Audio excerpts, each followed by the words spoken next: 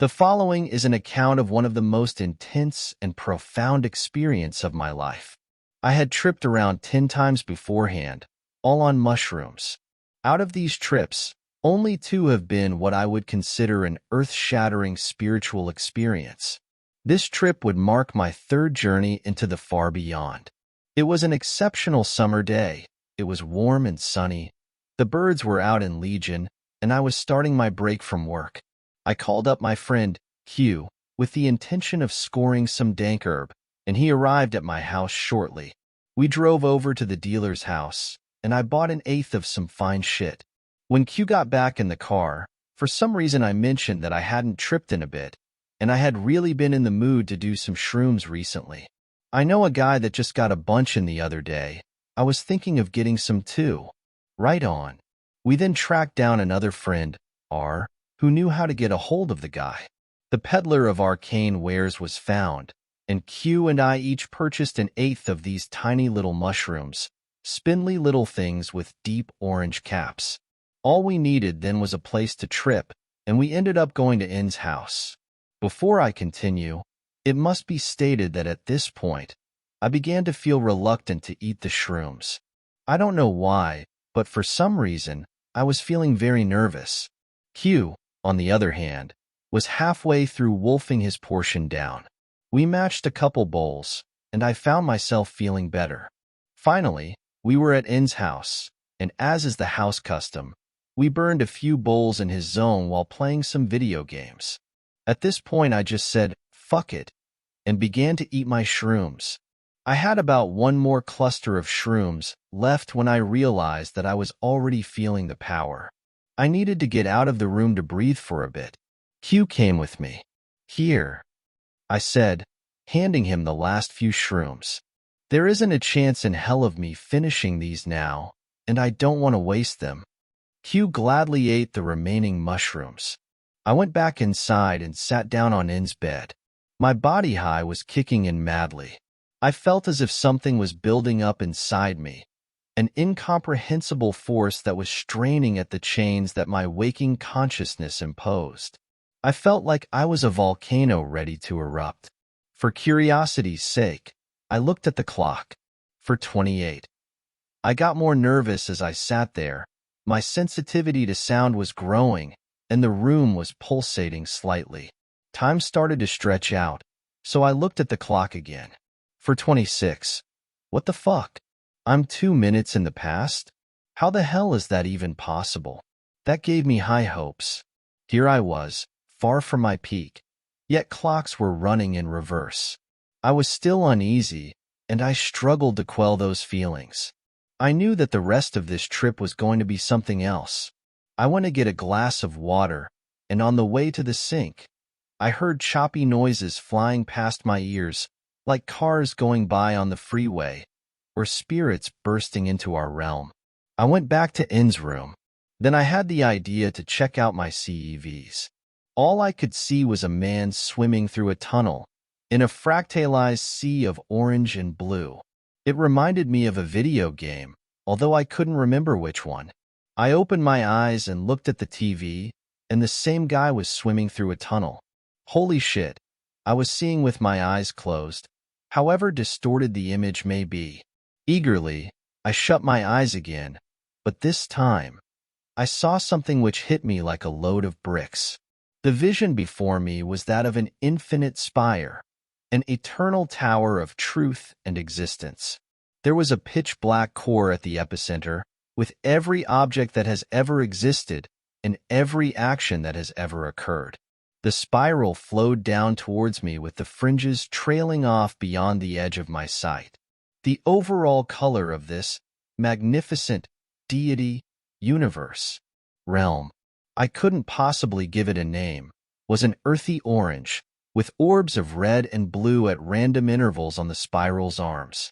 Also, cryptic black symbols rang out on the magnificent complex. This was not the reason that this vision was so heavy. The amazing part was the fact that I knew that I had been there before and had spent massive amounts of what we call time therein.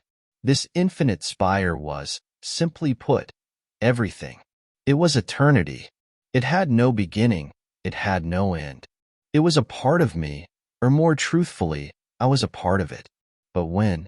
When had I been here before? Maybe in a previous trip, but that does not explain the deep familiarity. Perhaps I had dwelt here when I was in the womb. Or perhaps I had once been a part of this place before even that. And then I heard a tremendous voice, a voice older than time itself, a loud, deep, rhythmic, wise, authoritative voice. The voice itself shook the foundations of my existence. The voice filled me. It knew me. It became me. Odd that you would have forgotten so soon, stated the voice. Memories of my last trip came flooding back to me. I had remembered the feeling then, and that it was the same one as now. That familiarity, however, was from a time beyond that trip. I remember now. Can I leave? My thoughts stammered in reply. That will not be enough. You have returned here, and now you will learn. I opened my eyes, but that did not stop me from escaping the voice. Yes, my eyes were in the real world, but my physical shell was still in my mind. I heard the voice roaring in anger as it threw my soul against the walls of the universe. It hurt, but not in the typical way of pain. With each blow, I cried out, I remember. I remember. But it was no good. I kept getting tossed against cosmic walls all the while, simply lying on a bed with a calm expression on my face. Yes, it was horrible and terrifying, but it was no bad trip, and I've had my share of bad trips. No, this was a necessary evil. While I did not enjoy the lesson, I accepted that it had to happen. If a timeless voice of power wanted to show me something, I would observe. The sensation subsided. I was shaken, but I was ready for the rest of the trip. At that point, I was having every thought I have ever had in my life, and I was reliving all of my memories, all at the same time. Events that I had long forgotten were being experienced as if it was the very moment of its occurrence. I was everywhere I had ever been. I was everything. I stood up and strode out of N's room. I went back outside, where Q had remained. He told me that he had watched the clouds enact his entire life story, or something to that effect. I could barely comprehend my own visions, much less his. We went back to N's room for a bit, and then we decided to go back to the living room. I looked into the kitchen. There stood N's mom, making food. I then turned and looked at the living room, and there was N's mom, watching TV. How did she get over there so fast? I looked back at the kitchen. N's mom was still there. I turned back, and she was watching TV. I looked back and forth for a few seconds, and just accepted it. Confused and disoriented, I sunk down in a chair. That same old feeling of living every second of my life at the same time returned. I saw the infinite spire, clear as day, even with my eyes open. I felt as if I was on fire. There were vibrations running through my body. I was far more than alive. Once again, I went outside. I felt like there was very little keeping me on the ground, that if I truly wanted, I could simply ascend into the sky. Then a deep, rich, benevolent African-American voice came into my head. Long time ago, a man believed in himself enough, so he took off and flew.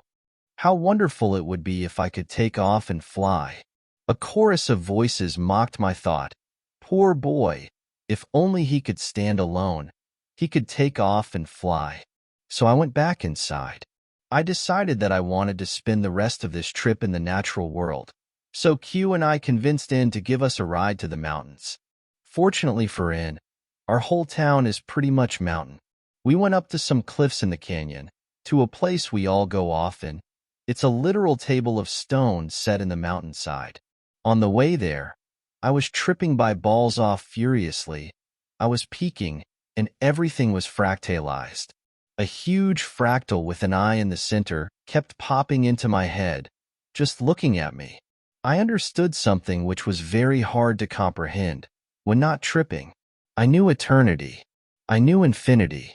Infinity was tangible, and to the best of my explanation, here goes. It was a little of this, a little of that, just the right amount of everything and its opposite.